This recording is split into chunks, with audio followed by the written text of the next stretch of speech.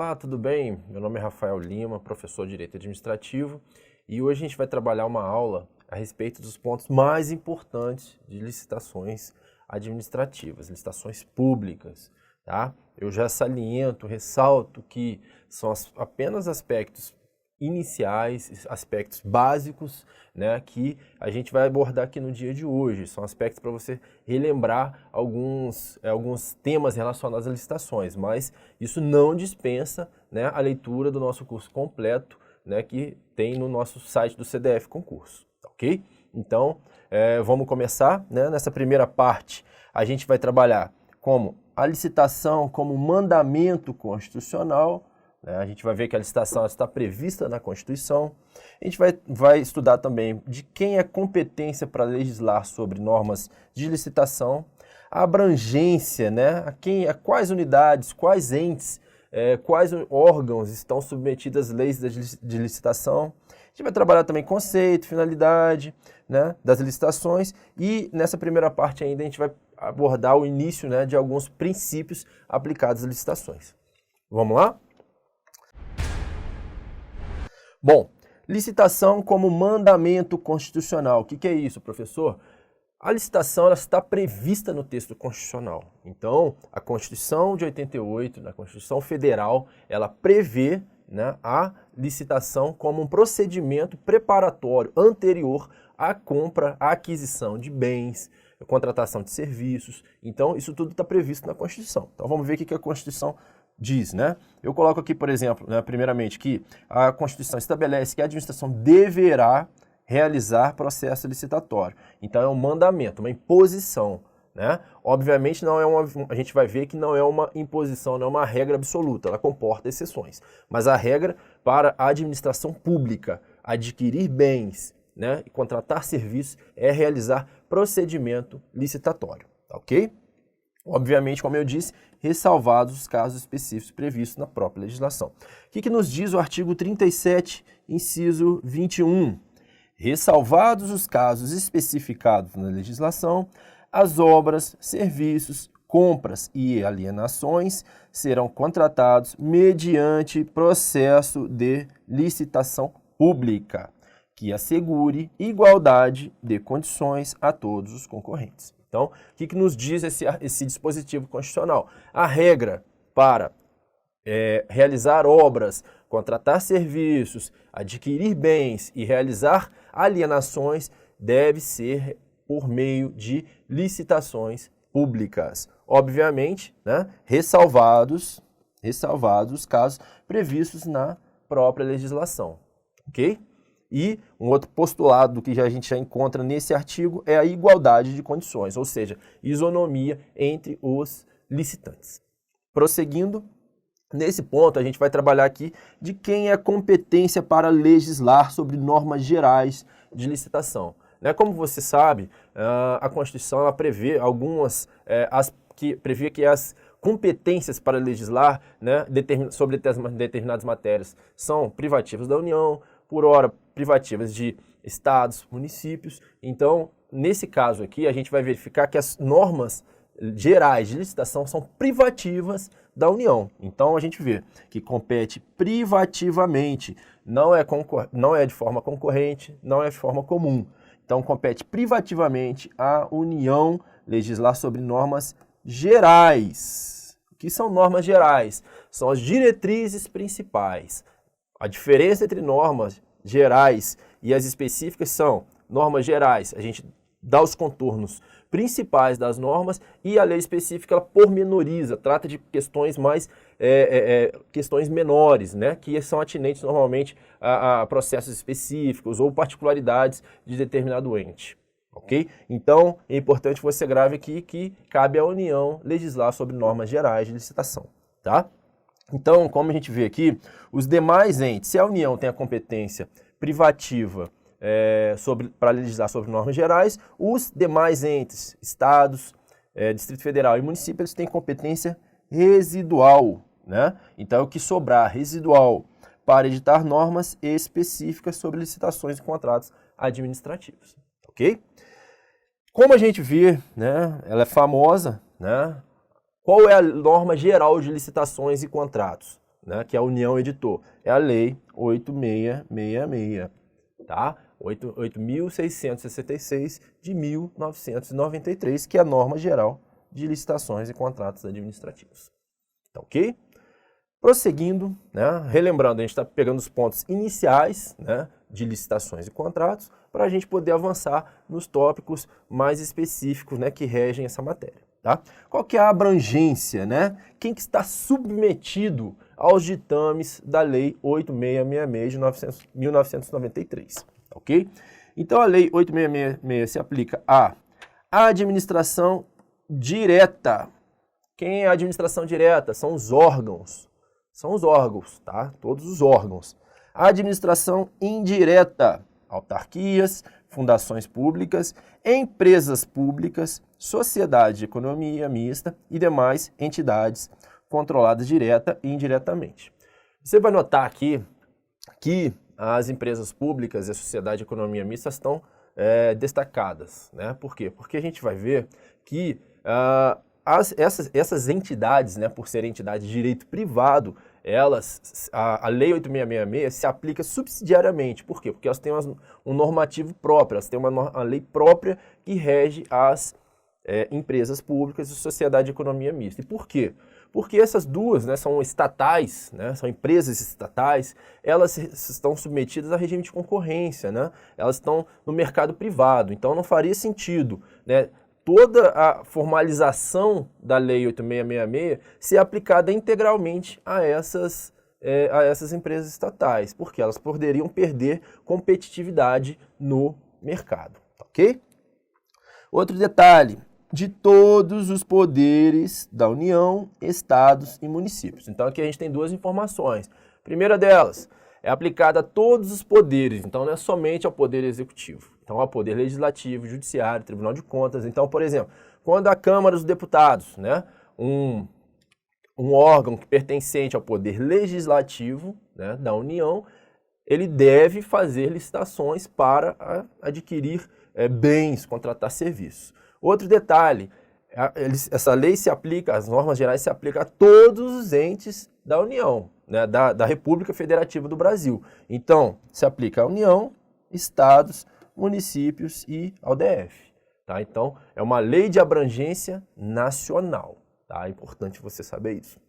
Prosseguindo, tá? Como eu havia adiantado, né, eu havia antecipado, a aplicação da Lei 8666 sobre as entidades de direito privado se dá de forma subsidiária, ou seja, né, somente naquilo que a norma geral, né, que rege as licitações de empresas estatais, né, sejam elas sociedade de economia mista ou empresas públicas, no que for omissa, né, se aplica 8666. Mas, no caso, tem uma lei específica que rege as licitações com contratos dessas entidades privadas, ok? Qual que é a norma geral que se aplica às empresas públicas e sociedade de economia mista? A Lei 13.303 de 2016, a denominada Lei das Estatais. Tá? É ela que regula os processos de compra, aquisições, né? Processos licitatórios das entidades de direito privado, ou seja, as empresas estatais. Tá? Então, importante, no caso de entidade de direito privado, tá? A Lei 8666 é aplicada de forma subsidiária. Tá? A norma principal é a Lei 13.303 de 2016, tá? A Lei das Estatais. Prosseguindo, né? Então aqui, né, como já é normal nos nossos cursos, né, eu trago para você um esqueminha resumindo as informações mais importantes. Então aqui a gente tem a Lei 8666, é uma lei geral de licitações, contratos administrativos, compete privativamente à União editar normas gerais de licitação, e quem que é a norma geral, né? É a 8666. Os demais entes federativos, né? Demais entes, eles têm competência residual para editar normas específicas, tá? Nunca podendo contrastar, ir além ou ir contra aos ditames da lei, da norma geral, ou seja, da Lei 8666. Então, ela tem que ser na mesma linha, tem que seguir os mesmos princípios, ok? E a Lei 8666 abrange tanto a administração direta quanto a indireta, mas sempre se lembrando que as empresas estatais, sociedade de economia mista, a Lei 8666 é aplicada de forma subsidiária, ok? Importante você guardar esse esqueminha para levar para sua prova, tá bom? Adiante, como sempre, né, uma questãozinha de prova, tá? As fundações públicas não são sujeitas aos procedimentos licitatórios comuns aos demais entes da administração indireta. Vamos ler novamente. As fundações públicas não são sujeitas aos procedimentos licitatórios comuns aos demais entes da administração indireta. Vamos lá. O que a gente estudou, né? Que a Lei 866 se aplica tanto, vamos voltar lá, tanto aos órgãos da administração direta como às entidades da administração indireta, incluídas as fundações. Então, retomando aqui a questão, então a questão erra. A questão erra ao dizer que as fundações públicas não estão sujeitas. Isso é falso. Elas estão sujeitas sim, tá? Aos procedimentos licitatórios comuns aplicados à administração indireta. Então, a questão está errada, tá? Questão errada. Agora a gente vai trabalhar um pouquinho sobre o conceito e as finalidades, objetivos, né? Que às vezes são cobrados em prova, né? Das licitações públicas, né? Então, conceito e finalidade. Primeiramente, conceito de licitações públicas. O que a doutrina entende que é conceito de licitação?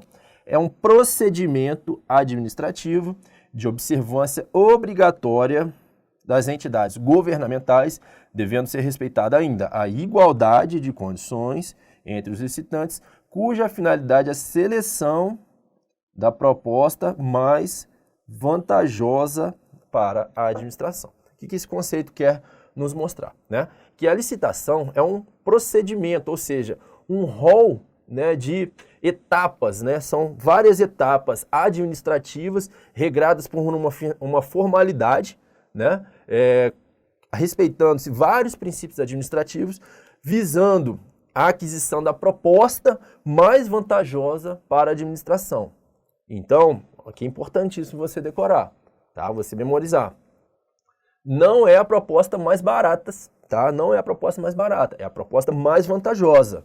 Às vezes a proposta mais barata não é aquela mais vantajosa, tá? Às vezes a proposta mais barata, ela não atendeu a todos os requisitos estabelecidos pela administração, ou não tem a qualidade necessária exigida pela administração. Então, é a proposta mais vantajosa, tá? E não a mais barata, tá? Outro detalhe, tá? É um postulado da licitações públicas, é a igualdade entre os licitantes, tá? Essa igualdade, ela deve ser respeitada, tá? Então, essa igualdade sob pena de anulação do processo administrativo relacionado à licitação pública, ok? Então, importante aqui, né? Um procedimento obrigatório, visando adquirir, né, a proposta mais vantajosa para a administração e que seja ainda respeitada a igualdade entre os licitantes, ok? Prosseguindo, tá? Quais são as finalidades, objetivos, né? Finalidades, né? A gente viu o conceito, agora a gente vai trabalhar as finalidades, objetivos, né? Que às vezes vem sendo cobrado em provas, né? Qual é a finalidade do procedimento licitatório? Vamos lá. Qual que é a finalidade? Conferir isonomia aos participantes, selecionar a proposta mais vantajosa aos interesses da administração e promover o desenvolvimento sustentável. Promover o desenvolvimento sustentável. Então aqui a gente tem mais uma informaçãozinha importante. A gente tinha visto já a igualdade, né, que é sinônimo, né, de isonomia, né? A gente tinha visto também a questão da seleção da proposta mais vantajosa e aqui a gente tem uma outra finalidade, a promoção do desenvolvimento nacional sustentável. Tá? Isso aí a Lei 8666, ela trouxe, né, essa finalidade, promover o desenvolvimento nacional sustentável. Tá? É mais uma norma programática que tem aqui na Lei de Licitações e Contratos. Tá? Então, de forma resumida, a gente tem aqui que as finalidades da licitação são selecionar a proposta mais vantajosa, conferir isonomia aos participantes e promover o desenvolvimento nacional sustentável. Então, a gente já viu questões de prova cobrando as finalidades, os objetivos da licitação, e esses são os 3 principais objetivos das licitações públicas, ok? Adiante, vamos ver uma questãozinha de prova para você verificar como isso é cobrado, tá? O objetivo da licitação é selecionar para a administração pública a proposta de menor valor em observância ao princípio da isonomia. Bom, muita calma nessa hora, né? A gente já viu aqui com a nossa aula que não é sempre a proposta de menor valor. Então isso aqui já está errado. É a proposta mais vantajosa, tá? Que nem sempre coincide com a proposta de menor valor. Outra coisa, a justificativa dele em observância ao princípio da isonomia, não, né?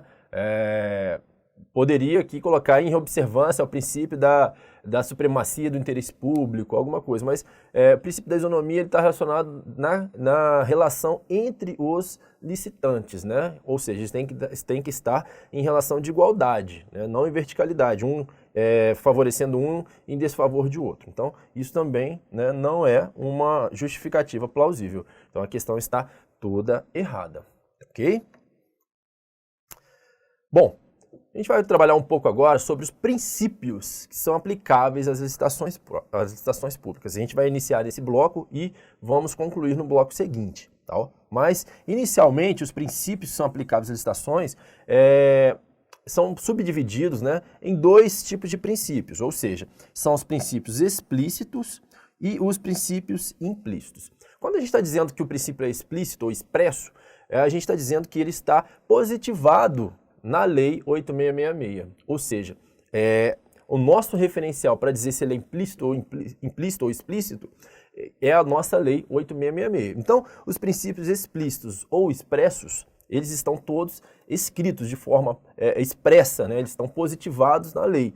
Os princípios implícitos são aqueles que não estão positivados, ou seja, são decorrências, né? Eles são subentendidos, né? A doutrina fala, olha, em decorrência de a administração estar obrigada a adjudicar o objeto, né, da licitação a determinado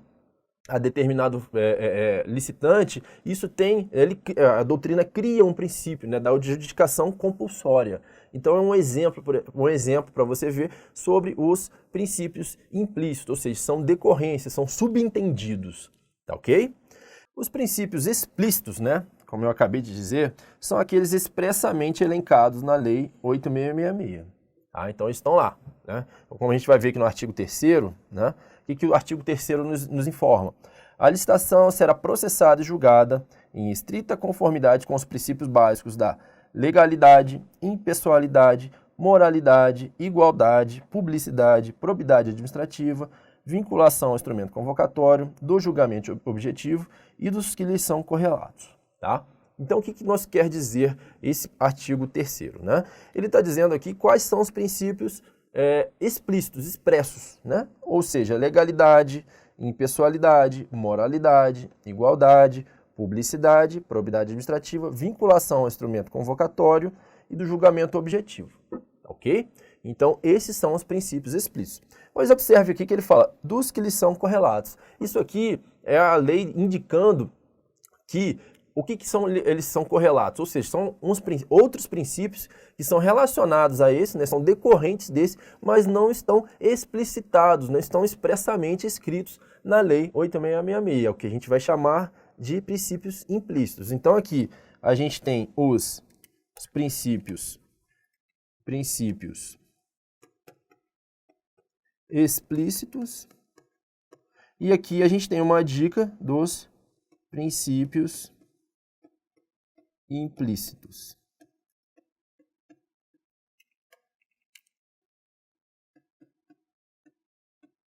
Ok? Então, esse artigo 3º nos indica quais são os princípios explícitos e os princípios implícitos, tá ok? Prosseguindo, né, e aqui a gente tem, né, os princípios explícitos, tá ok? Legalidade, impessoalidade, moralidade, igualdade, publicidade, probidade administrativa, vinculação ao instrumento convocatório e julgamento objetivo, ok? A gente só iniciou, tá? A gente só iniciou os princípios expressos. A gente vai trabalhar de forma mais aprofundada, né, no próximo bloco sobre os princípios expressos e também vou apresentar, né, os princípios implícitos, né, da Lei 8666, né, que cuida das licitações. Te agradeço mais uma vez Obrigado pela sua atenção e prosseguimos na próxima parte da aula.